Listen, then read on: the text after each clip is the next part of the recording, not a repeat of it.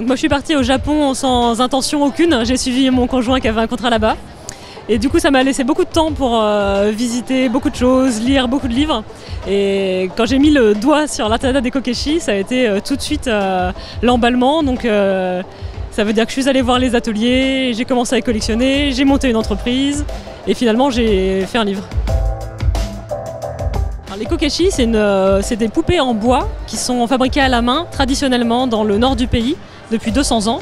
C'était avant des jouets pour les petites filles, c'est devenu des souvenirs et maintenant c'est des objets de collection. J'avais vu passer qu'elle symbolisait le vœu et le désir d'avoir un enfant en bonne santé, apparemment c'est faux ça. Alors on entend dire beaucoup de choses sur les kokeshi. Il y a cette rumeur-là, aussi l'idée qu'on l'offre en gage d'amitié ou d'amour, c'est faux aussi. Et une un peu moins drôle qui voudrait qu'elle remplacerait des enfants décédés à la naissance. Bah non, la kokeshi c'était un jouet pour les petites filles.